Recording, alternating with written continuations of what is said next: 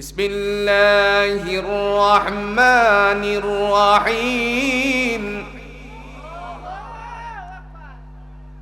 ওয়া ইলাহুকুম ইলাহুন ওয়াহিদ লা ইলাহা ইল্লা হুয়ার রহমানুর রহিম।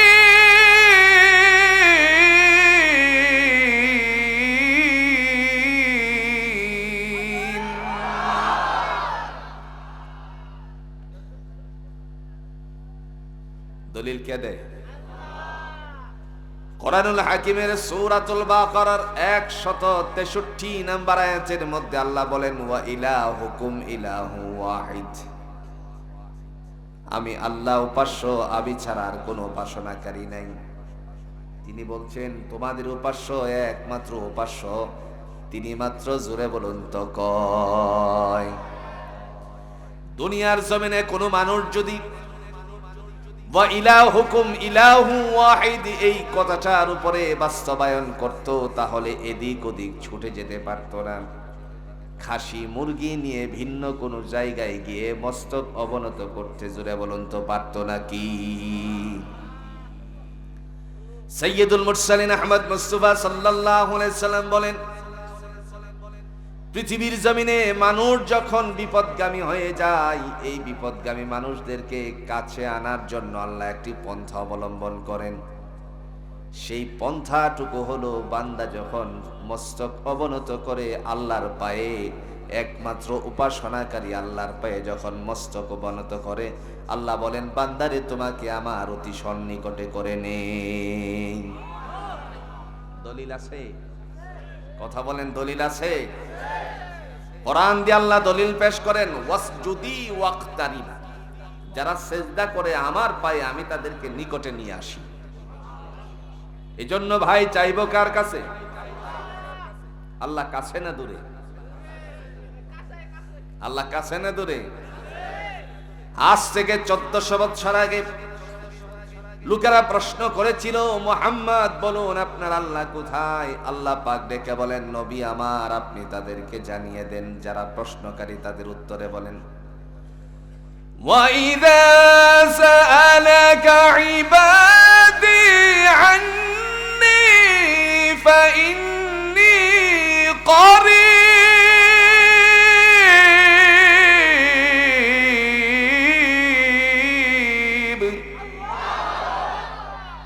উজিবু দাওয়াতাদ দাঈ ইযা দাআন।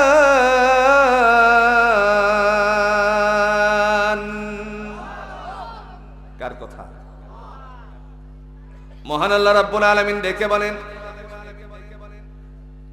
ওয়া ইযা সাআলাকা ইবাদি আন্নী ফাইন্নী করিব। প্রশ্নকারীদের জবাবে আল্লাহ বলছেন, যারা প্রশ্ন করে আমি আল্লাহ কোথায়, আপনি বলুন আমি অত্যন্ত কাছে, অতি সন্নিকটে।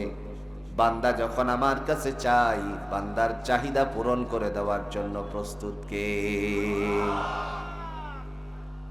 দুনিয়ার জমিনে যত গুনাহ আছে আল্লাহ মাফ করে দিতে পারে, কিন্তু আল্লাহর সাথে শরীক করার গুনাহ মাফ করে। দলিল আছে? কথা কন না কে? দলিল আছে? সূরাটার নাম হলো সূরাতুন নিসা। কোন সূরা? সূরাতুন নিসার 48 নম্বর আয়াতের মধ্যে আল্লাহ সুবহানাহু তাআলা তিনি দলিল পেশ করে বলেন, বান্দারে দুনিয়াতে মানুষ অন্যায় করে, ভুল করে, সেই ভুলের ক্ষমা আমি আল্লাহ করি, কিন্তু আমার সাথে যারা শরীক করে, কুল হুয়াল্লাহু আহাদ, বলুন আমি আল্লাহ এক, এই কথাটার সাথে যারা শরীক করে ফেলে তারে আমি ক্ষমা করি না। দলিল পেশ করতে গিয়ে সূরাতুন নিসার 48 নম্বর আয়াতে কারিমা আল্লাহ টান দিয়েছেন, ইন্নাল্লাহা লা ইয়াগফিরু আন ইউশরাকা বিহি ওয়া ইয়াগফিরু মা দুনা যালিকা লিমান ইয়াশা ওয়া মান ইউশরিক বিল্লাহি ফাকাদ ইফতারা ইসমান আযীমা।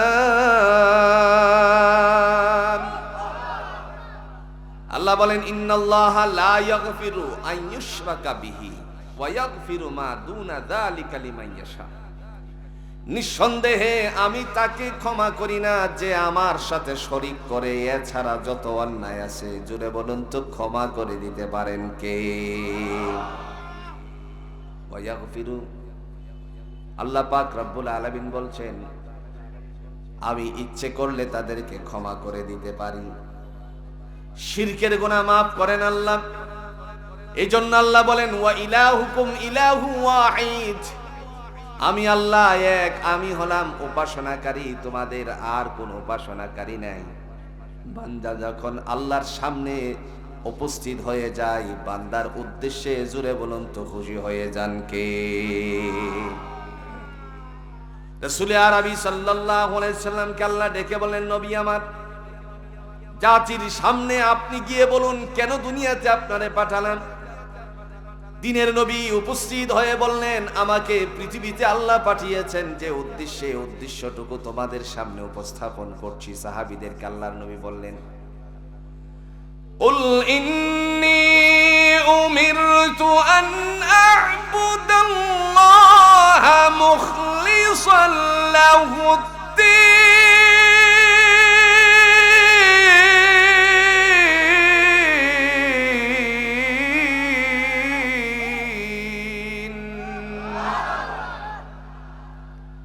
আল্লাহ বলেন কুল, ও নবী আপনি বলুন ইন্নী উমিরতু আন আ'বুদাল্লাহা মুখলিসান লাহুদ্দীন, নিষ্ঠার সাথে একনিষ্ঠভাবে একমাত্র আল্লাহর গোলামির জন্য দুনিয়াতে আদিষ্ঠিত হয়েছি। সুবহানাল্লাহ। রাসূল যদি প্রিয় হওয়ার জন্য আদিষ্ঠিত হতে পারে সেজদার, তাহলে পৃথিবীর আর কেউ আছে সেজদা থেকে দূরে থাকার? সেজদাটা আমরা দিব কার পায়ে? একটু জোরে কোন, কার পায়ে? ওই আল্লাহ আসেনি? একটু জোরে কোন। দলিল আছে, দলিল আছে, দলিল সূরাতুল বাকারার 255 নম্বর আয়াতের মধ্যে আল্লাহ দলিল পেশ করছেন। আল্লাহু লা ইলাহা ইল্লা হুয়াল হাইয়ুল কাইয়্যুম।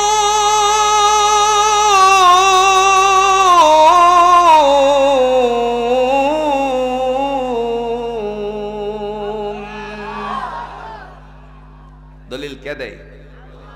কোন সূরা? কত নম্বর আয়াত? 255 নম্বর আয়াত। মহান আল্লাহ রাব্বুল আলামিন তিনি ডাক দিয়া বলেন আল্লাহু লা ইলাহা ইল্লা হুয়াল হাইয়ুল কাইয়্যুম, আমি হলাম এমন সত্তা যার সাথে কোনো অংশীদারিত্ব নাই। আল হাইয়ুল কাইয়্যুম, তিনি চিরঞ্জীব, চিরস্থায়ী ছিলেন, আছেন এবং থাকবেন। ঠিক কিনা বলেন? তিনি কুল হুয়াল্লাহু, আর জোরে বলেন কুল হুয়াল্লাহু আহাদ। নবী আমার আপনি বলুন আমি আল্লাহ।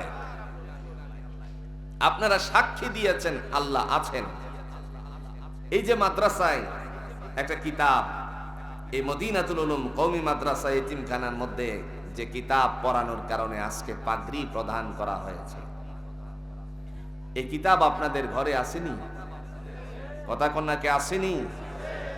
আল্লাহ তিনি আসেন, আর কিতাব যে অবতীর্ণ করেছেন এই কিতাবে কোনো ভুল ত্রুটি দেখেছেন? মিথ্যা কাহিনী সাজিয়েছেন?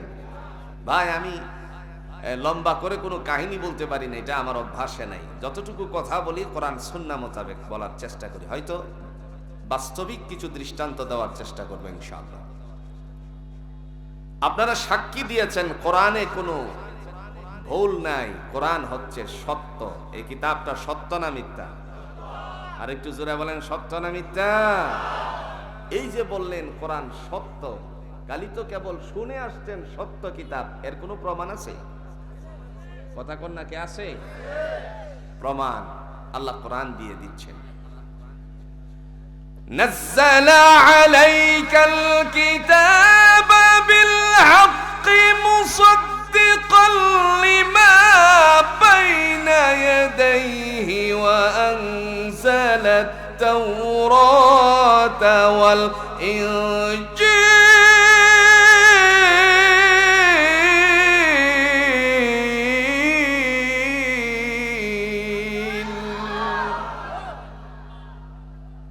মানুষের তাকবীর দিলে তো কমপক্ষে ময়মনসিংহ যেত নাকি?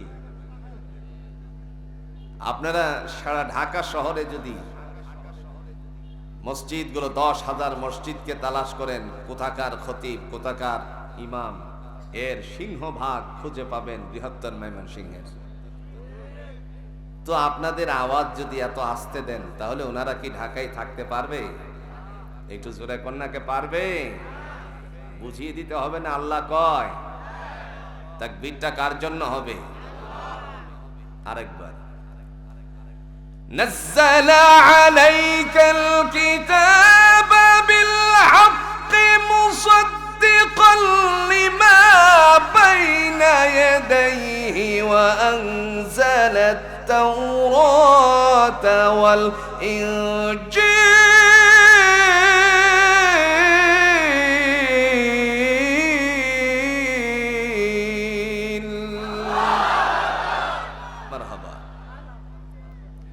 আল্লাহ বলেন নাজ্জালা আলাইকাল কিতাবা বিল হক। এই যে আপনারা বললেন কোরআন সত্য, সূরাতুল ইমরানের 2 নম্বর আয়াতে আল্লাহ তার প্রমাণ দিচ্ছে, আমি এই কিতাবকে সত্য রূপে অবতীর্ণ করেছি।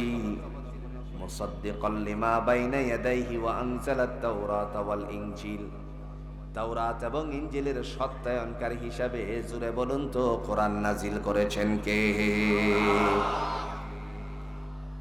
সেই কোরআন আল্লাহ অবতীর্ণ করার পরে তিনি যখন ডেকে বললেন, জগতের মানুষেরা, তোমাদের অন্তরকরণের ভিতরে বিন্দু পরিমাণ ত্রুটি যেন না থাকে, সন্দেহের অবকাশ যেন না থাকে।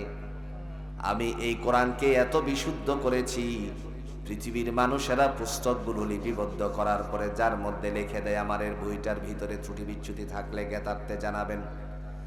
আমি যে কিতাবটা দিলাম মাঝখানে দিলাম না, শেষাংশে দিলাম না, প্রথম অংশেই অন্তরটারে পরিষ্কার করে রাখার জন্য বলে দিলাম, যালিকাল কিতাবু লা রাইবা ফীহি হুদাল লিল মুত্তাকিন। এটা এমন একটি গ্রন্থ যার মধ্যে বিন্দু পরিমাণ সন্দেহের অবকাশ নাই, মুত্তাকিনদের জন্য পথ প্রদর্শক। জুড়ে বলুন নাজিল করেছেন কে? আল্লাহ নাজিল করেছেন। এখন আপনাদের কাছে প্রশ্ন, আল্লাহ আছে, সাক্ষী দিয়েছেন, আল্লাহর কোনো অপসর আছে? ওমা কথা কন না, কে আছে অপসর? মনে মনে তো চিন্তা করতে পারেন, আল্লাহ কি অপসরে যান না? একজন ব্যবসায়ী ভাইয়ের জন্য অপসর আছে কিনা কোন? সপ্তাহে একদিন মার্কেট বন্ধ থাকতে পারে। চাকরিজীবী ভাই সরকারি চাকরিতে অথবা সরকারি রুলসে যে চাকরিগুলো আছে তার জন্য শুক্র শনিবার দিন বন্ধ আছে, অবসর আছে। আবার দেখা গেল কৃষিজীবী মানুষ, তারও দেখা যায় 6 থেকে 8 মাস দায়িত্ব পালন করার পরে আবারও দেখা যায় 1-2 মাস অবসরে সে চলে যায়, কিংবা 15 দিন অবসরে থাকে। দুনিয়ার জমিনে মানুষের অবসরে যায়। আল্লাহ পাক রব্বুল আলামিন গোটা পৃথিবী সাজালেন, এবার বলুন তো তার কোনো অবসর আছে নাকি? তার কোনো অবসর নাই বলছেন। তবে এই প্রশ্নটা করেছিলেন হযরতে মূসা আলাইহিস সালাতু ওয়াস সালাম, আল্লাহ সবাই ঘুমায়, পশু পাখি সমস্ত প্রাণীরা ঘুমায়, তুমি কি একটু সময়ের জন্য ঘুমাও না নাকি? আল্লাহ বলে, মূসা আমি ঘুমাই কিনা তোমার মনে জাগ্রত হয়েছে, ঠিক আছে দেখতে চান? হ্যাঁ দেখতে চাই। নির্ধারিত একটি পাহাড় মূসা আলাইহিস সালাতু ওয়াস সালামের জন্য রেখেছিলেন, সেই পাহাড়টার নাম যেন কি?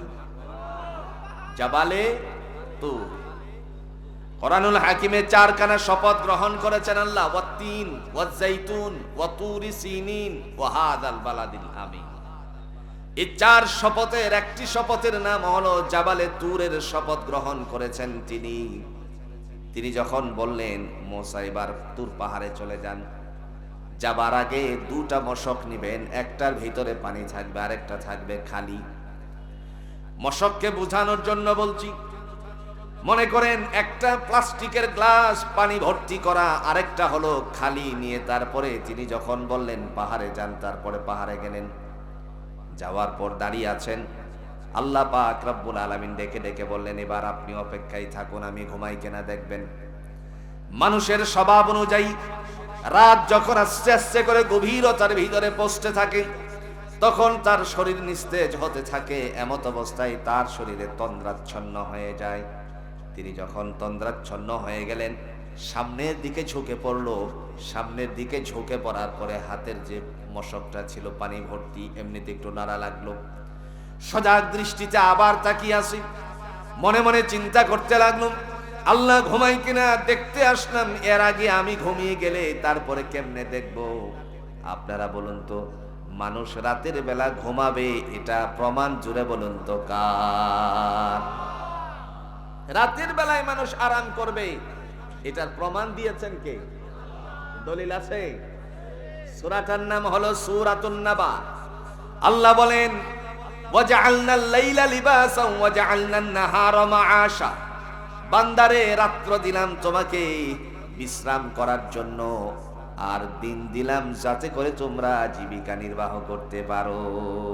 সুবহানাল্লাহ। সামনের দিকে ঝুঁকে পড়েছে, এই মুহূর্তে সজাগ দৃষ্টিতে তাকিয়ে আছে, বলতেছে, আল্লাহ আমি দিয়ে আগে ঘুমিয়ে যাচ্ছি। কিছুক্ষণ দাঁড়িয়ে থাকার পরে তন্দ্রা যখন একেবারে ঘিরে ফেলল, ঘিরে ফেলার কারণে বান্দা আস্তে আস্তে করে সামনের দিকে অগ্রসর হবে আল্লাহ ঘুমাই কেনা দেখতে। হঠাৎ করে তার মধ্যে চোখে ধরা পড়ে গেল, আমি তো আগে ঘুমিয়ে যাচ্ছি। বেশি করে তন্দ্রাচ্ছন্ন হয়ে গেলে পরে সামনের দিকে আরো বেশি করে ঝুঁকে গেল। অতি সহজ একটা উপমা দিলে বুঝে আসবে, দৃষ্টান্ত দিলে বুঝে আসবে। যখন মাহে রমাদান শুরু হয়ে যায়, রমজান মাসে দীর্ঘ লম্বা তারাবি আসেনি, কথা কন্যাকে আসেনি? ইমাম সাহেব যিনি, অর্থাৎ হাফেজে কোরআন, আল্লাহর বান্দা, তারাবি পড়াচ্ছে, শরীরে কাহিল আসছে। এমন সময় কত মুসল্লি সাহাবগণ আস্তে আস্তে করে তন্দ্রাচ্ছন্ন হয়ে তারপরে সামনের দিকে ঝুঁকে যায়। কথা বলেন, এরকম আছে কিনা? তন্দ্রাচ্ছন্ন হয়েছে, আরেকবার এমন ভাবে গেছে মনে হয় এক কদম সামনে চলে গেছে। হয় কি হয় না? হয়। এই তন্দ্রাচ্ছন্ন হয়ে যাওয়ার পর হাতের থেকে মশকটা পড়ে গেল, পানি ভর্তি যে মশকটা ছিল এটা পড়ে গেল। আল্লাহ বলে, মুসা আমি ঘুমাই কেনা দেখতে এসে নিজেই ঘুমিয়ে পড়েছেন। তার মানে এই কথার প্রমাণ করতে গিয়ে আল্লাহ সুবহানাহু ওয়া তাআলা তিনি ডাক দিয়ে বলছেন, আমি ঘুম কেন আমাকে তন্দ্রাও স্পর্শ করতে, জোরে কোন তন্দ্রাও স্পর্শ করতে? দলিল আসেনি? লা তাআখুযু সিনাতু ওয়ালা নাওম।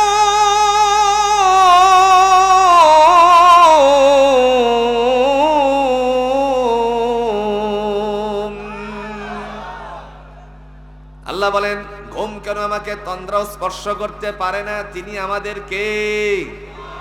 আর একটু জোরে কোন, তিনি কে? আল্লাহ। কয় কুল হুয়াল্লাহু আহাদ, আল্লাহ হচ্ছে এক। তিনি কেমন রব, কেমন আল্লাহ? ডাক দিয়ে বলতেছেন, শোনো আমি হলাম এমন আল্লাহ, তোমাদের তোমরা মাতৃগর্ভে থাকা অবস্থায় সকলের জন্য আমি নিজের হাতে সূরত নির্ধারণ করেছি। আমি আল্লাহ তোমার টাকচার, বডির টাকচারটা নির্মাণ করেছি। জোরে কন্যা সুবহানাল্লাহ। দলিল আসেনি? কথা কন্যাকে দলিল আসেনি? সূরাটার নাম হচ্ছে সূরাতুল ইমরান। 6 নম্বর আয়াতের মধ্যে আল্লাহ সুবহানাহু ওয়া তাআলা তিনি দলিল পেশ করছেন। ওয়াল্লাযী ইউসাউয়িরুকুম ফিল আরহামি কাইফা ইয়াশা।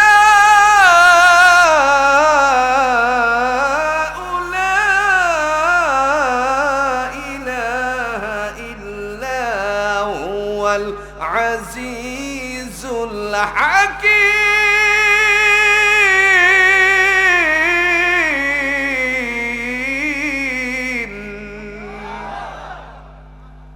মহান আল্লাহ রাব্বুল আলামিন সূরাতুল ইমরানের 6 নম্বর আয়াতে বলেন, হুয়াল্লাযী ইউসাব্বিরুকুম ফিল আরহাম, তিনি হলেন তোমাদের আল্লাহ, যিনি মাতৃগর্ভের মধ্যে আকার আকৃতি ধারণ করিয়েছেন।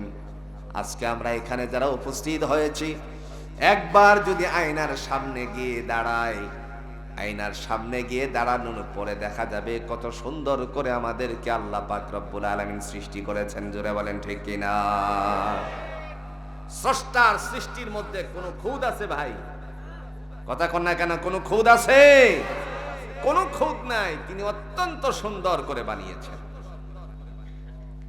কাহারও কোনো হাত লাগান নাই, ফেরেশতাদের এখানে কোনো হাত লাগান নাই।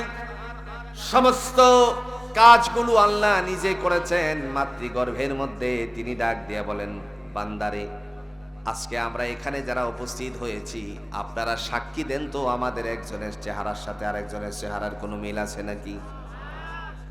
শুধু তাই নয়, আপনি যদি একবার আঙ্গুলের চাপগুলো নেন, একটা আঙ্গুলের ছাপের সাথে আরেকটা আঙ্গুলের ছাপ মিল আছে নাকি? নেই। তিনি সৃষ্টি করেছেন কে? আরেকটু জোরে বলেন কে? তিনি হচ্ছেন আমাদের আল্লাহ। সাইয়্যিদুল মুরসালিন আহমদ মুস্তাফা সাল্লাল্লাহু আলাইহি সাল্লাম কোরআনুল হাকিম দিয়ে বলেন, কেমন করে তোমার রব তোমাকে সৃষ্টি করেছেন মাতৃগর্ভে। এই কথাটাকে বোঝানোর জন্য অন্যত্র আয়াতের দ্বারা আল্লাহ তাফসীর করেছেন, ইন্না খালাকনাল ইনসানা মিন নুতফা সুম্মা মিন আলাকাতিন সুম্মা মিন মুদগা ফাকাসাউনাল ইযামা লাহমা। আজকের মেডিকেল সায়েন্স, চিকিৎসা বিজ্ঞানীরা গবেষণার মাধ্যমে এই কথায় উত্তীর্ণ হয়েছে। সমস্ত গবেষণাকারীরা, বিশেষ করে জাপানের 40 জন ডাক্তার মিলে গবেষণার মাত্রায় উত্তীর্ণ হয়ে বলেন, রব যে কথা বলছেন, আল্লাহ যে কথা বলছেন সেটাই চিরন্ত সত্য কথা। সুবহানাল্লাহ বলছেন না? এক ফোঁটা নাপাক শুক্র পিতার পৃষ্ঠদেশ থেকে মাতৃ জঠরে মহান আল্লাহ সুবহানাহু তাআলা তিনি তার অবস্থানে নিয়ে পৌঁছান, ডিম্বাণু দিয়ে প্রবেশ করান। খুব ভালো করে বোঝার চেষ্টা করবেন। ডিম্বাণু দিয়ে, মায়ের ডিম্বাণু দিয়ে এক ফোঁটা নাপাক শুক্র প্রবেশ করান। আর এক ফোঁটা শুক্রের মধ্যে 70টি কীট থাকে, 70টা সন্তান থাকে। কোনো মায়ের পক্ষে 70 সন্তান ধারণ করা, জোরে বলুন তো সম্ভব নাকি? কাহারও পক্ষে 70 সন্তান ধারণ করা সম্ভব নয়। কিন্তু আল্লাহ সুবহানাহু ওয়া তাআলার পক্ষ থেকে 1 থেকে 2টা, এখনকার অবস্থা ভিন্ন হয়ে গেছে। 10 বছরের সংসার কোনো সন্তান হয় না, দেখা যায় এক মায়ের গর্ভের মধ্যে আল্লাহ 4 সন্তান পর্যন্ত দিয়েছে বাংলাদেশেই। কথা কন্যাকে আছে কিনা? 3 সন্তানের জননী হয়েছেন। 2 সন্তান হওয়াটা একটা দুর্লভ ছিল না, কিন্তু এখনকার সময়ে 4 থেকে 5 জন হচ্ছে। কথা কোন ঠিক কিনা? সমস্ত কীটগুলোকে নষ্ট করে দিয়ে একটা কীটকে আল্লাহ পাক রব্বুল আলামিন তার মাতৃগর্ভে প্রবেশ করানোর পরে এমন একটা জায়গায় নিয়ে রাখেন, পৃথিবীর কোনো জার্ম যেন প্রবেশ না করে, কোনো ভাইরাস যেন তাকে অ্যাটাক না করতে পারে। এই জন্য আল্লাহ পাক একটা সুরক্ষিত জায়গা রেখেছেন, যাকে বলা হয় মেডিকেল সায়েন্সের ভাষায় ইন্টেনসিভ কেয়ার ইউনিট। কোরআনুল হাকিম আল্লাহ বলেন, ফি করারিম মাকিন। সূরাতুল মুমিনিনের মধ্যে আল্লাহ বলেছেন, ফি করারিম মাকিন। এটা হচ্ছে এমন একটি সুরক্ষিত জায়গা যেখানে বিন্দু পরিমাণ জার্ম প্রবেশ করার সুযোগ নাই। তিনি হলেন আল্লাহ, যার সমস্ত কিছুর জিম্মাদারি নিয়েছেন। জুড়ে বলুন তো ঠিক কিনা? সেই আল্লাহ রাব্বুল আলামিন ডেকে বলছেন, বান্দারে, এরপরে আমার দায়িত্ব শেষ হয়ে যায় নাই। 40টা দিন এখানে অবস্থান করানোর পরে আস্তে আস্তে করে রক্তের চাক্কা রূপে রূপান্তরিত করে দেই। রক্তের চাক্কা যখন আস্তে আস্তে করে আরো 40টা দিন অতিবাহিত হয়, যখন গোশতের টুকরা রূপে রূপান্তরিত হয়ে যায়, গোশতের টুকরাটা একেবারে নরম থাকে, কাদার মতন থাকে, একেবারে নরম। যখন আরো 40টা দিন অতিবাহিত হয়, এর মধ্যে সুন্দর করে আমি আমার পক্ষ থেকে আকার আকৃতি দেই। এমন জায়গায় নাকটারে ফিটিং করি, আবার এমন জায়গায় তোমার চক্ষু ফিটিং করেছি, এমন জায়গায় মুখ ফিটিং করেছি, এর চেয়ে সুন্দর করে পৃথিবীর আর কেউ বানাতে পারে নাকি? উদাহরণ দিলে সহজে বুঝে আসবে। আপনারা শেরপুর থেকে মনে করেন আমের মৌসুমে আম কিনে আনলেন। যখন আম কিনে এনেছেন তখন এটাকে ছুলাতে লাগলেন। হঠাৎ করে ছোলানো শেষ হলো, মুখে দিবেন, একটু যেন কালো কালো দাগ দেখা যায়, এরকম হয় কি হয় না? এই মুহূর্তে নখ দিয়ে একটু আঁচড় দিলেন, আঁচড় দেওয়ার পর এর থেকে একটা পোকা বেরিয়ে আসছে। চোখ আমাকে সাক্ষী দিয়ে বলছে, খবরদার, এর মধ্যে পোকা আছে, তুমি মুখের ভিতরে দিও না। সুবহানাল্লাহ বলতেন না? আল্লাহ তিনি চোখ এমন একটি জায়গায় ফিটিং করে ভিতরে খাদ্য ঢোকানোর আগে সে সাক্ষী দেয়, খবরদার তুমি ভিতরে দিও না, আমি তারে প্রতিবন্ধকতা সৃষ্টি করে দিয়েছি। জোরে কন্যা সুবহানাল্লাহ। আবার চক্ষুটারে হেফাজতের জন্য আল্লাহ সানসাইড ফিটিং করেছেন। কি ফিটিং করেছেন? অতি সহজে বোঝার জন্য বলছি। মানুষ যখন বিল্ডিং বানায় জানালার উপরে কিছু দেয়নি, কথা কন্যাকে দেয়নি? আমার কথাগুলো কি আপনারা বুঝতেছেন? জানালার উপরে কিছু দেয়নি, কি দেয়? সানসেট। ব্যাস। প্রশ্ন যদি করা হয় এটা কেন করলেন, মিস্ত্রি সাহেব বলবে যেন বাইরের বৃষ্টির ছিটাগুলো ভিতরে প্রবেশ না করে। দুনিয়ার জমিনে বাড়ি বানানোর সময় আপনি যদি সানসেট ফিটিং করে বৃষ্টির ফোঁটা থেকে আপনার ঘরকে সুরক্ষা দেওয়ার জন্য এই পন্থা অবলম্বন করতে পারেন যে আল্লাহ সুবহানাহু তাআলা আমাদেরকে সৃষ্টি করেছেন চক্ষুটারে হেফাজতের জন্য, চোখের উপরের হাতটারে একটু বাড়িয়ে দিয়ে বান্দার জন্য সানসেট ফিটিং করে দিয়েছেন। রাস্তা দিয়ে হেঁটে যাওয়ার সময় উপর থেকে কোনো গুটাগাটি যদি পড়ে যায়, এই গুটাগাটি পড়লে পরে সরাসরি চোখে আক্রমণ হয় না, এই জায়গাটার মধ্যে বাড়ি লাগে, তারপরে নিচে পড়ে যায়। আল্লাহ বলেন, কুল হুয়াল্লাহু আহাদ, নবী আপনি বলুন আমি হলাম আল্লাহ এক। তিনি হচ্ছেন এমন সত্তা, বান্দারে অত্যন্ত সুন্দর করে বানিয়েছেন। জোরে বলেন ঠিক কিনা? বান্দারে অত্যন্ত সুন্দর করে বানিয়েছেন, এটার কোনো দলিল আছে? একটু জোরে কন্যাকে দলিল আছে? এই দলিলটা পেশ করার আগে আপনাদের কাছে একটা ঘটনা বলি। মাঝে মধ্যে স্বামী স্ত্রীর মধ্যে ঝগড়া হয় কি হয় না? একটু জোরে কন্যাকে হয় কি হয় না? এক বাদশা আর তার স্ত্রী ঝগড়া লাগছে। ঝগড়াটা কি নিয়ে দেখেন। স্বামী তার স্ত্রীকে নিয়ে ছাদে গেল 14 তারিখের দিবাগত রাতের চাঁদ দেখার জন্য। বিবি তার পাশে দাঁড়িয়ে আছে, হঠাৎ করে যখন দেখলো, দেখার পর বলছে, বিবি হে দেখো কতই না সুন্দর পূর্ণিমার চাঁদ। স্বামী ডেকে বলল এই কথা, আর বিবি উত্তরে বলে, তার চেয়ে অধিক সুন্দর আমি আপনার বিবি। সুবহানাল্লাহ বলতেন না? এখন কনসাই স্বামী বলতে লাগলো, কি আশ্চর্য ধরনের কথা বললা তুমি, একটা কামরার ভিতরে ঢুকিয়ে যদি লাইটকে বন্ধ করে দেওয়া হয়, অন্ধের মতন তালাশ করলে তো খুঁজে পাওয়া যাবে না, তাহলে তুমি সুন্দর কি করে হলে? রানীর মনের ভিতরে একটা দুঃখ জন্মে গেল, কারণ স্বামীর এই ধরনের আচরণ তিনি আশা করেন। ঘরের ভিতরে চলে গেল, ছাদের থেকে নেমে আরেকটা রুমের ভিতরে চলে গেল। বাদশা তিনিও নামলেন, নামার পরে দেখলেন ও তো আর অন্য রুমে চলে গেছে রাগ করে। কি ব্যাপার? বলছে তোমার সাথে আজকের রাতে আমি আর নাই। ভিন্ন রুমে গিয়ে চিন্তা করতে লাগলো, বাদশাকে কিভাবে বোঝানো যায় আকাশের চাঁদের চেয়েও আমি রানী বেশি সুন্দর। হঠাৎ মস্তিষ্কে ধরা পড়ে গেল উজিরকে ডাকানো উচিত। উজির সাহেবকে ডাকানোর পরে তিনি যখন আসলেন, বলেন ইমাম সাহেবকে একটু ডাকান।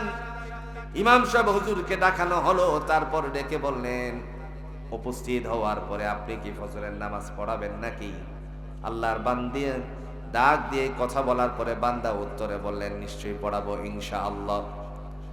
এবার রানী ডেকে ডেকে বলছে, যদি আপনি ফজরের নামাজ পড়ান, সালাতটুকু আদায় করান, তাহলে আপনি এই ফজরের সালাতের মধ্যে প্রথম রাকাতেই সূরাতুত তিন তেলাওয়াত করবেন। ইমাম সাহেব বললেন, এটা কি করে সম্ভব? আদৌ সম্ভব নয়। রাসূলুল্লাহ সাল্লাল্লাহু আলাইহি সাল্লামের পক্ষ থেকে সুন্নাহ তরিকা নামাজ পড়ানোর একটা নিয়ম নীতি নির্ধারণ করা আছে। তিনি বললেন, আমি যা বলেছি তাই করবেন। ইমাম সাহেব চিন্তা করলেন, রানীর কথা মতো যদি না চলি তাহলে তো ইমামতি শেষ। কথা বুঝেন নাই? এই অবস্থায় আল্লাহর বান্দি বললেন, ঠিক আছে। চলে যাবেন, এই মুহূর্তে পিছন দিক থেকে ডাক দিয়ে বললেন, ইমাম সাহেব আমার কথা তো শেষ হয়নি, আপনি কেন চলে যাচ্ছেন? তিনি বললেন, আর কি কথা বাকি আছে? বললেন, আপনি যখন সূরাতুত তিন তেলাওয়াত করবেন, এই আয়াতে কারিমার মধ্যে যখন আসবেন, লাকাদ খালাকনাল ইনসানা ফি আহসানি তাকওয়িম, এই জায়গায় ইনসানটারে বাদ দিয়ে আপনি কামারা ফি আহসানি তাকওয়িম পড়বেন। কি বলছেন আপনি? আমার তো ঈমান নষ্ট হয়ে যাবে। না, ঈমান ঠিক থাকবে। খুলে বললেন, বাদশাহ মহোদয় তিনি যখন আপনার পিছনে সালাতরত থাকবেন, নামাজরত থাকবেন, তখন তিনি পিছন দিক থেকে লোকমা দিবেন, আপনি এইভাবে পড়ার কারণে আপনি একবারও লোকমা দিবেন। যখন উনি রাগ করে চলে আসবে, তখন মুসল্লিদেরকে নিয়ে যথা নিয়মে হাত ছেড়ে দিয়ে যথা নিয়মে নামাজটা আদায় করিয়ে নেবেন। ঠিক আছে। কথা মতো শেষ, চলে গেল।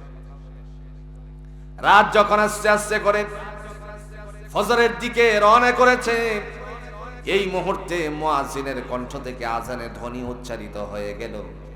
মুয়াজ্জিন সাহেব আজানের ধ্বনি উচ্চারিত করার পর এবার বাদশাহ মহোদয় উজির সহ তারা প্রস্তুতি গ্রহণ করেছে, নামাজের উদ্দেশ্যে রওনা করবে। রওনা করলো। এক পর্যায়ে যখন ইমাম সাহেব সময় মতো ইমামতির জায়গায় দাঁড়ালো, ইকামত শেষ হয়ে যাওয়ার পরে তিনি তাকবীরে তাহরিমা বাঁধলেন, সানা পড়লেন, তাউস পড়লেন, সূরাতুল ফাতিহা কমপ্লিট করার পরে এবার তিনি শুরু করেছেন ওয়াত্তিন ওয়াজ্জাইতুন, والتين والزيتون وطور سينين وهذا البلد الأمين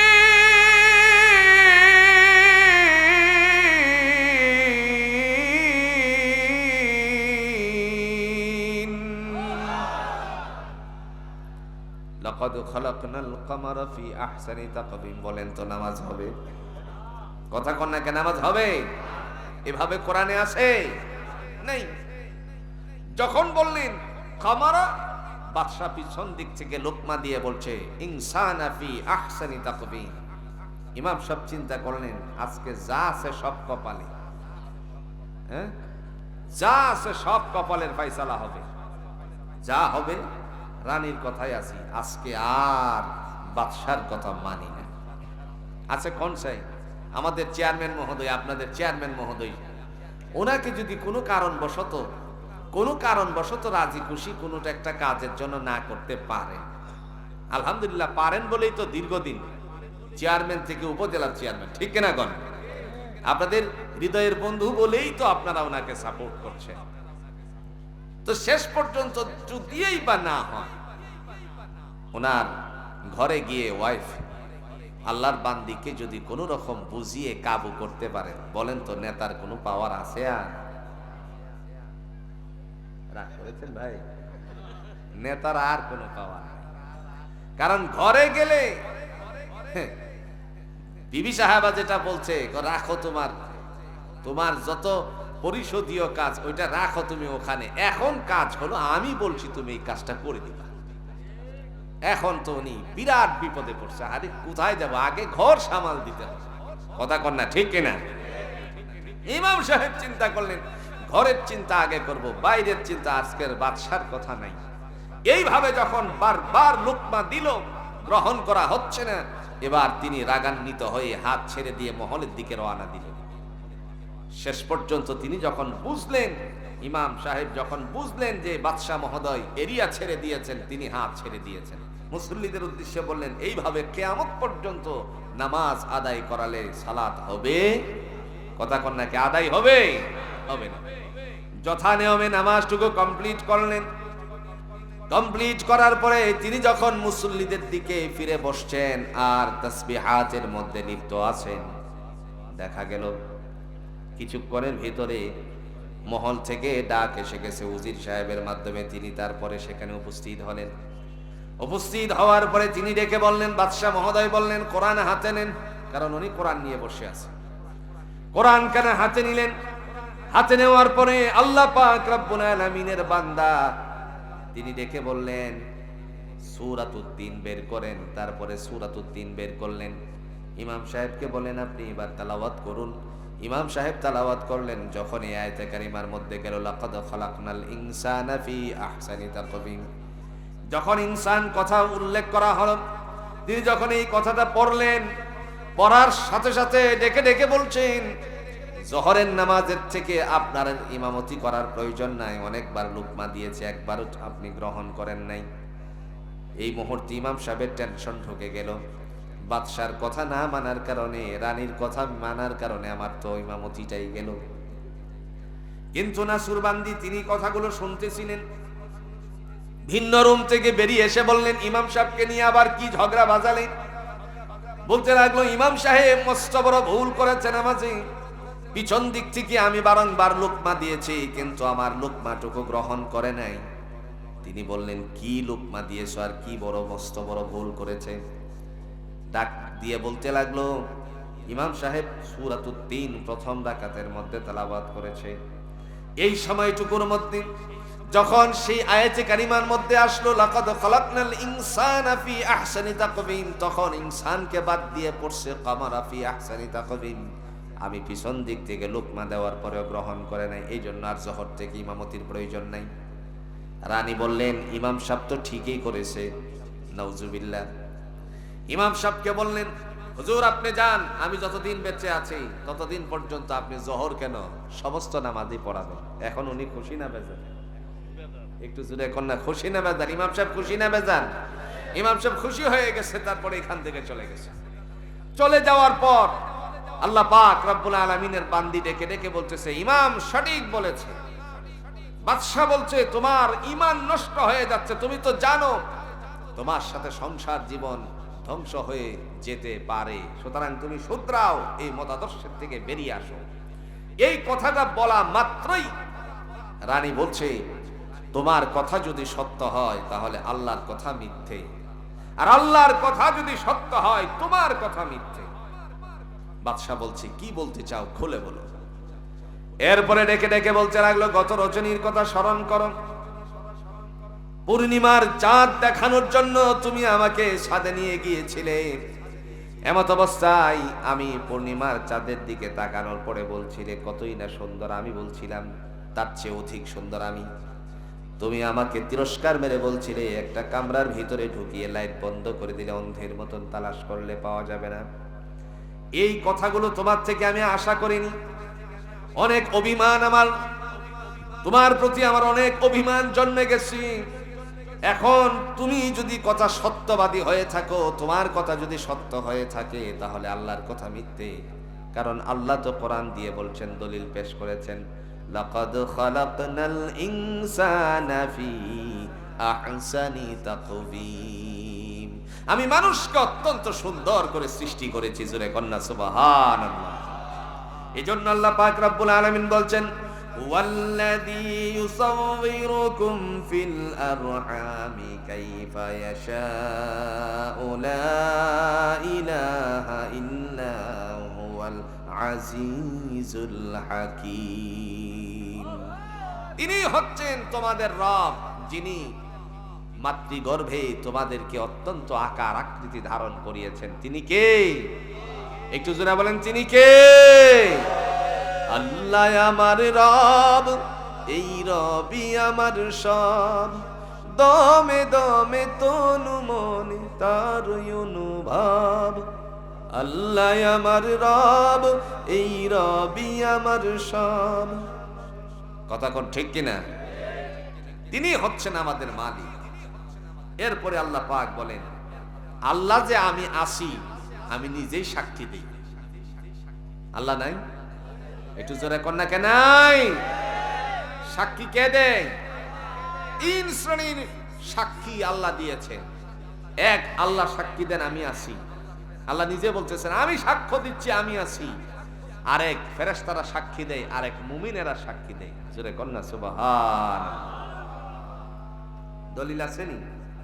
সূরাতুল ইমরানের 18 নম্বর আয়াতের মধ্যে আল্লাহ দলিল পেশ করছেন, শাহিদাল্লাহু আন্নাহু লা ইলাহা ইল্লা হুয়া ওয়াল মালাইকাতু ওয়া উলুল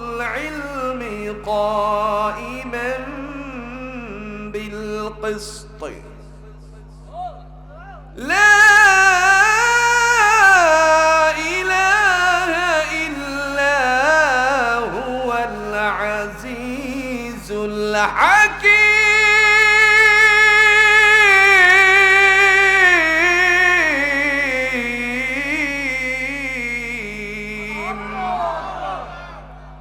কার কথা? মহান আল্লাহ রাব্বুল আলামিন ডেকে বলেন শাহিদাল্লাহু আন্নাহু লা ইলাহা ইল্লাল্লাহ, আমি সাক্ষ্য দিচ্ছি নিঃসন্দেহে আমি ছাড়া আর কোন উপাসনাকারী, আরো জোরে বলেন, আছে? কোন তন্ত্রে মন্ত্রের কাছে যাওয়া যাবে না, একমাত্র সিজদা দিতে হবে কার পায়ে? আরেকটু জোরে বলেন, কার পায়ে? আল্লাহর পায়ে। আজকে মুসলমানদের অবস্থা হলো এরকম, আল্লাহর পা বেঁচে রেখে ভিন্ন ভিন্ন জায়গায় সিজদা মারতেছে। নাই কথা কন্যা কে নাই? যদি কিছু চাইতে হয় একমাত্র চাইতে হবে কার কাছে? এই যে দেখেন,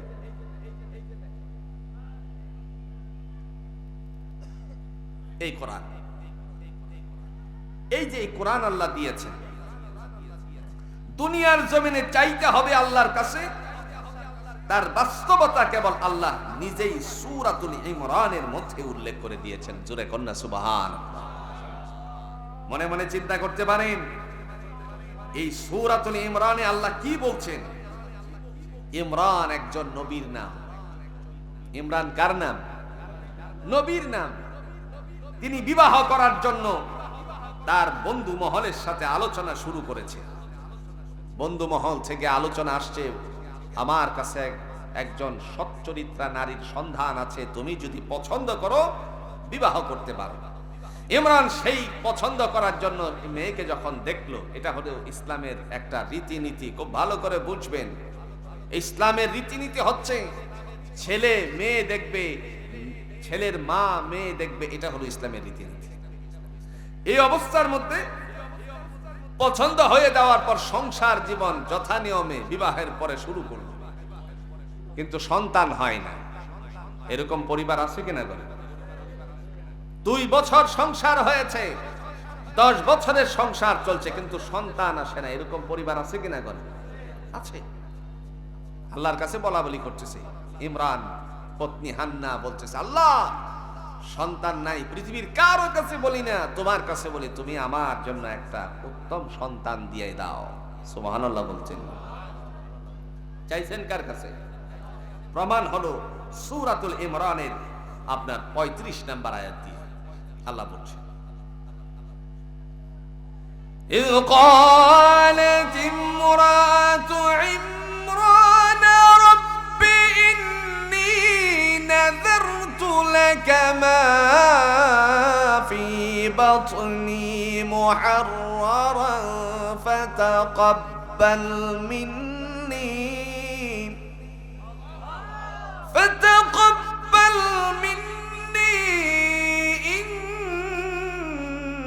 إنك أنت السميع العليم।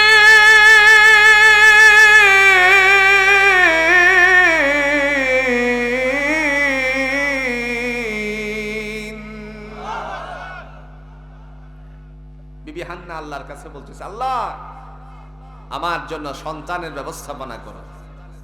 তিনি খুশি হয়ে গেছে। কি হয়েছে? খুশি কে হয়েছে? আল্লাহ। এই খুশি হয়ে যাওয়ার পর আল্লাহ বলেন, তোমার দোয়া আমি কবুল করলাম।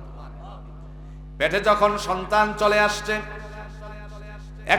এখনকার সময় অবস্থা দেখেন, বাচ্চা অ্যাকসেপ্ট হওয়ার পরে, কনসিভ হওয়ার পরে ডাক্তারের কাছে গিয়ে যদি মনে করেন 15-20 থেকে 30 টাকার একটা টেস্ট টিউব আনে, সকালবেলায় প্রস্রাবটুকু কাউন্ট করার পরে এটাকে পরীক্ষা করে, তখন তার মধ্যে সে কি অন্তঃসত্ত্বা কিনা বোঝার মাত্র একটা উপায় আছে। কিন্তু আগেকার সময়ে এই ধরনের কোনো টেস্ট টিউব ছিল নাকি? কতক্ষণ নাকি টেস্ট টিউব ছিল? এই ধরনের কোনো টেস্ট টিউব ছিল না। কিন্তু নারী ঠিকই সময় মতো বুঝতে পারে যে সে অন্তঃসত্ত্বা হয়েছে কিনা। কথা বলেন ঠিক কিনা? এই অবস্থায় তিনি যখন বুঝলেন তখন আল্লাহর কাছে বলেন, আল্লাহ আমার পেটে যে সন্তান আছে তোমার ঘর বাইতুল মুকাদ্দাস। কোন ঘর? একটু জোরে এখন না, কোন ঘর? বাইতুল মুকাদ্দাসের জন্য হাওয়ালা করে দিলাম, যে বাইতুল মুকাদ্দাসের জন্য মুসলিম সমস্ত জেরুজালেমের মুসলমান, স্বাধীনতাকামী মুসলমানেরা আজকে মরিয়া হয়ে গেছে। কথা বলেন ঠিক কিনা? বাইতুল মুকাদ্দাস সমস্ত নবীদের জন্য মহান আল্লাহর পক্ষ থেকে একটি পদভূমি ছিল। আখিরি নবী মুহাম্মদুর রাসূলুল্লাহ সাল্লাল্লাহু আলাইহি সাল্লামের জীবন আদর্শের মেরাজের ঘটনা সেই বাইতুল মুকাদ্দাসের সাথে জড়িত। কথা কোন ঠিক কিনা? আজকে আমরা দুঃখের সাথে বলতে হয়, 1 বছর 2 বছর 10 বছর যাবত নয়, দীর্ঘ 70 থেকে 75টি বছর যাবত মুসলমানেরা স্বাধীনতার জন্য তাদের প্রাণের দাবি বাইতুল মুকাদ্দাসকে কায়স্থ করার জন্য লড়াই করে যাচ্ছে। কথা কোন ঠিক কিনা? পরিতাপের বিষয় আজকে মুসলমান নীরবতার ভূমিকা পালন করছে ভিন্ন ভিন্ন জায়গায়। কিন্তু আল্লাহর কোরআন কি বলে একবার দেখুন, এটা বাস্তবায়িত হচ্ছে। 1400 বছর আগে রাসূলুল্লাহ সাল্লাল্লাহু আলাইহি ওয়াসাল্লাম যা বলে গেছেন আজকে জেরুজালেমে তা বাস্তবায়িত হচ্ছে। 1400 বছর আগে আল্লাহর নবী বলেছিলেন, মানুষেরা ডাকবে, শিশু সন্তানেরা ডাকবে, নির্যাতিত পুরুষেরা ডাকবে, নির্যাতিত নারীরা ডাকবে, তোমাদের কি হলো? তোমরা আল্লাহর রাস্তায় যুদ্ধ করছো না। দলিল পেশ করেছেন আল্লাহ। কে করেছেন? وما لكم لا تقاتلون في سبيل الله بل مستضعفين من الرجال والنساء والولدان الذين يقولون ربنا أخرجنا من هذه القرية الظالم أهلها واجعل لنا من لدنك وليا واجعل لنا من لدنك نصيرا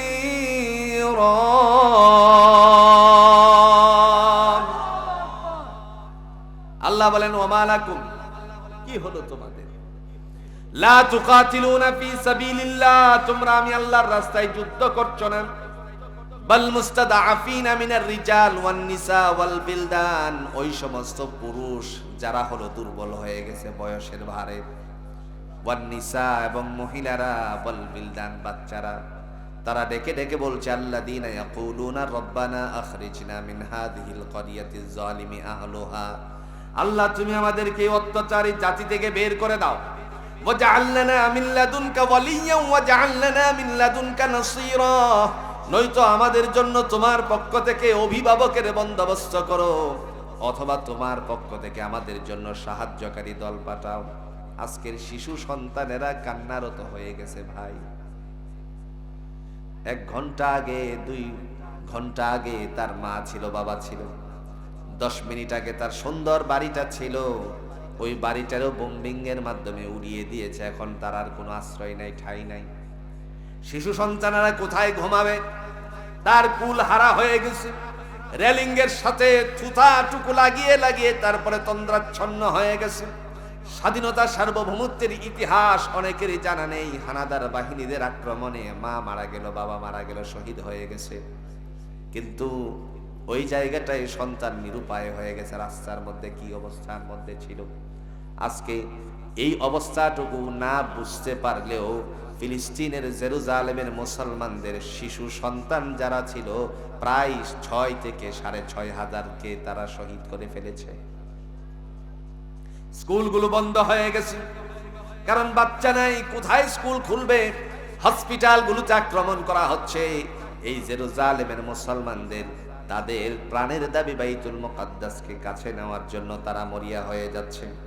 আমার ভাইরা, এই বাইতুল মুকাদ্দাসের জন্য আল্লাহ পাক রব্বুল আলামিনের বান্দি হান্না ডেকে বললেন, আল্লাহ আমার পেটে যে সন্তান আছে এই সন্তানটাকে তোমার ঘর বাইতুল মুকাদ্দাসের জন্য হাওয়ালা করে দিলাম। সুবহান আল্লাহ কই কবুল, সুবহানাল্লাহ বলছেন না? আল্লাহ বলে কি কবুল।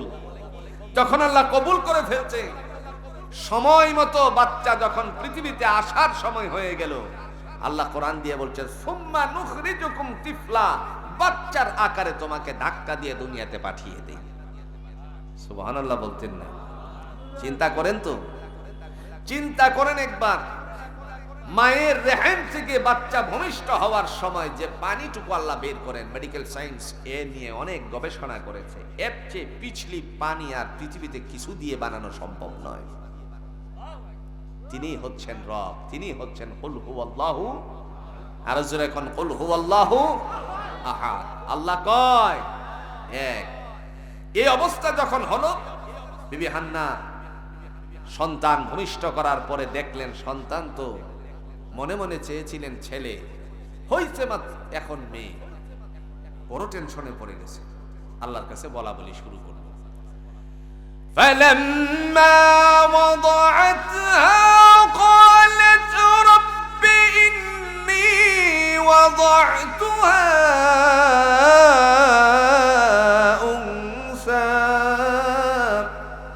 والله أعلم بما وضعت وليس الذكر كالأنثى وإني سميتها مريم وإني أعيذها بك وذريتها من الشيطان الرجيم.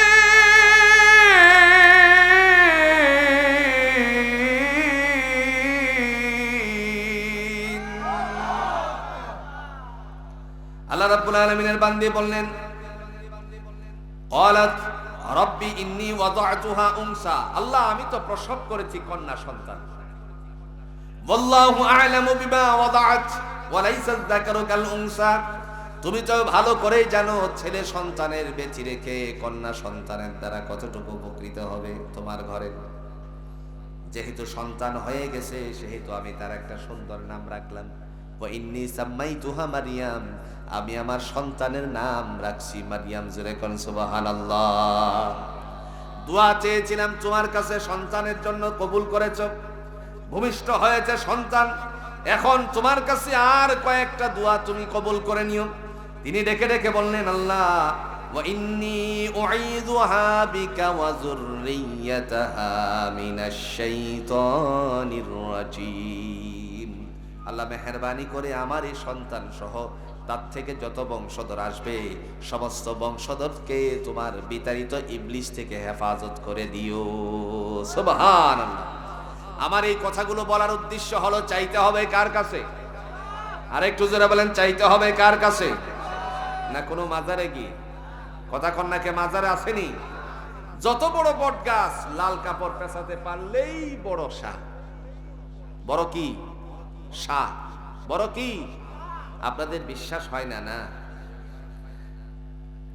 মানুষ যখন টয়লেট ব্যবহার করে, টয়লেট ব্যবহার করার পর পবিত্রতার জন্য একটু নল সিস্টেম পানি ঢালে, এটার নাম কি ভাই? কথা বোঝাতে পারিনি। নাম কি? বদনা। আসেনি আপনাদের এখানে? বদনা। এখন তো আপনার বিভিন্ন সিস্টেম বের হয়েছে। এই যে বদনা, বদনা বলে যে দুনিয়ার সবাই শাহ হয়ে যাচ্ছে, আমি কেন শাহ হতে পারলাম না, এই চিন্তায় বেভুর হয়ে এখন বদনাও বদনা শার মাজার হয়ে গেছে। আপনাদের কি বিশ্বাস হয়? যদি না হয়, আগামী দিনে কেউ যদি আপনাদের চিটাগঙ্গে যান অথবা আপনাদের কেউ থাকে চিটাগঙ্গে, আপনি তাকে জিজ্ঞেস করবেন বদনা শার নামে কোনো মাজার আছে? গত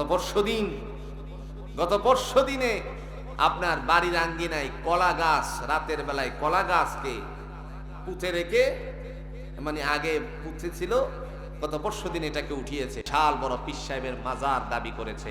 পরে ছেলেরা, দামাম ছেলেরা, ইমানি তাওহীদি ছেলেরা, এরা যখন আস্তে করে এই কবরটারে খনন করলো, এর থেকে বেরিয়ে আসছে ভিডিও চিত্র বের করেছে সোশ্যাল মিডিয়ায়, এখনকার ভাইরাল। এখন এই অবস্থানে দেখলো কলা গাছের আপনার পছন্দ ধরে যা যা আছে এতটুকু দেখাচ্ছে। এখন কলা গাছ যদি ভিতরে দিলে পরে শায়ের মাজার হয়ে যায়, এই মাজারে যদি কেউ গিয়ে মান্নত করে আর সেজদা দেয়, কনসাই গুনি আল্লাহ মাফ করবে তারে?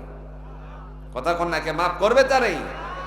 এই জন্য আমরা সেজদা দিব আল্লাহর কাছে, চাইবো আল্লাহর কাছে, সব সময় আল্লাহর দিকে মোতাবাজ্জহ হতে হবে। তিনি কয়, একটু জোরে কোন, তিনি কয় কুল হুয়াল্লাহু আহাদ। তিনি হচ্ছেন এমন রব যার সাথে কোনো শরীক নাই।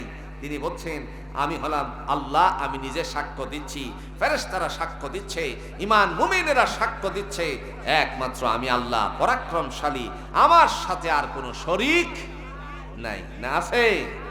আল্লাহর পায়ে আমরা সিজদা দিব। রাজি আছি তো ইনশাআল্লাহ? এবার আসেন আল্লাহুস সামাদ। আল্লাহ মানুষের কাছে কিছু চায়? কথা কন নাকি আল্লাহ কিছু চায়? আল্লাহুস সামাদ, আল্লাহ হচ্ছেন অমুখাপেক্ষী। বান্দা যখন আল্লাহর মুখাপেক্ষী হয়, আল্লাহ বান্দাকে দেওয়ার জন্য সর্বদাই প্রস্তুত থাকে। সুবহানাল্লাহ বলছেন। দুনিয়ার জমিনে আল্লাহর কাছে কেউ যদি মুতাবাজ্জহ হয়, তিনি ডেকে বললেন মুমিনের দফতরে নাম ওঠাতে চাও, তাহলে তোমাদের 3টা গুণে গুণান্বিত হতে হবে। তার মধ্যে একটা গুণের নাম হলো তোমাদেরকে আমি যা রিজিক দিছি তার থেকে আমি আল্লাহর রাস্তায় ব্যয় করতে হবে। সুবহানাল্লাহ। রিজিক কার পক্ষ থেকে? একটু জোরে কোন, কার পক্ষ থেকে? আল্লাহ কোরআন দিয়ে দলিল দিচ্ছেন, الذين يؤمنون بالغيب ويقيمون الصلاة ومما رزقناهم ينفقون।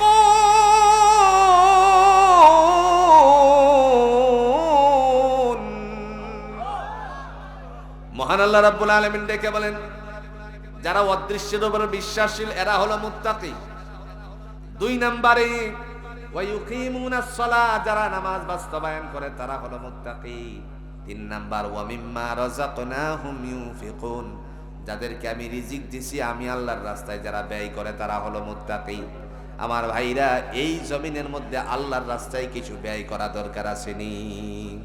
আর একটু জোরে বলেন, দরকার আসেনি? আল্লাহর রাস্তায় এই যে কিছুক্ষণ আগে আপনাদের কষ্ট হচ্ছে, কষ্ট হচ্ছে না তো? এই যে মাদ্রাসার জন্য বললেন, মাদ্রাসার জন্য বললেন, মাদ্রাসার একটা ভবনের প্রয়োজন, অনেক পয়সা করি আপনারা দেন। আমি আগেই বলছি আমি কালেকশন পারি না, এই কালেকশনের অভ্যাস আবার নাই। যখন আমি প্রোগ্রাম নিয়েছিলাম তখনই বলেছিলাম আমি কালেকশন পারি না। এটার জন্য খুব আলাদা এক্সপিরিয়েন্সের প্রয়োজন। শুধু তাই নয়, একেবারে জান্নাতের বারান্দা পর্যন্ত না পৌঁছতে পারলে মানুষ পয়সা করে দেয় না। তবে আপনারা এতটুকু জেনে রাখুন, কোনো আপনাদের বাহ বাহ দিয়ে নয়, আল্লাহ কোরআন আপনাকে সম্মানিত করে বলছে অমিম্মা রাযাকনাহুম ইউনফিকুন, আমি যে তোমাদেরকে রিজিক দিয়েছি তার থেকে আমার রাস্তায় দাও, আমি তোমাকে মুত্তাকিনের দফতরে নাম উঠাইয়া দেব। এই মুত্তাকিনের দফতরে নাম ওঠানোর জন্য আপনারা এই প্রতিষ্ঠানের দিকে তাকাবেন তো ইনশাআল্লাহ? কথা কন্যাকে তাকাবেন তো ইনশাআল্লাহ? আল্লাহ এই প্রতিষ্ঠানকে কবুল করুক, সকলে বলুন আমিন। আমরা একটু জিকির করি লা ইলাহা ইল্লাল্লাহ, জোরে জোরে। অল্পক্ষণের ভিতরেই মুনাজাত হয়ে যাবে, একটু জোরে জোরে লা ইলাহা ইল্লাল্লাহ। সুবহানাল্লাহ, আলহামদুলিল্লাহ, লা ইলাহা ইল্লাল্লাহ। সুবহানাল্লাহ, আলহামদুলিল্লাহ, লা ইলাহা ইল্লাল্লাহ। তুমি বাঁচাও, তুমি মারো, অবিরত ক্ষমা করো, তুমি বাঁচাও, তুমি মারো অভিরত, ক্ষমা করো ধরার যে জন তাকে ধরো, ধরার যে জন তাকে ধরো, তোমার মুঠোই সবই আল্লাহ, সুবহানাল্লাহ আলহামদুলিল্লাহ, সুবহানাল্লাহ আলহামদুলিল্লাহ, লা ইলাহা ইল্লাল্লাহ। তোমার রিজিক খেয়ে পরে অবাধ্য হই কেমন করে, তোমার রিজিক খেয়ে পরে অবাধ্য হই কেমন করে, খুঁজে না পাই কোনো ভাষা, খুঁজে না পাই কোনো ভাষা, শুকুর গুজার করার ওগো আল্লাহ, সুবহানাল্লাহ আলহামদুলিল্লাহ, লা ইলাহা ইল্লাল্লাহ, লা ইলাহা ইল্লাল্লাহ, মুহাম্মাদুর রাসূলুল্লাহ সাল্লাল্লাহু আলাইহি ওয়াসাল্লাম। আল্লাহ আমাদের সবাইকে কবুল করুন। আরেকটু জোরে কোন আমিন। বিশেষ করে মদিনাতুল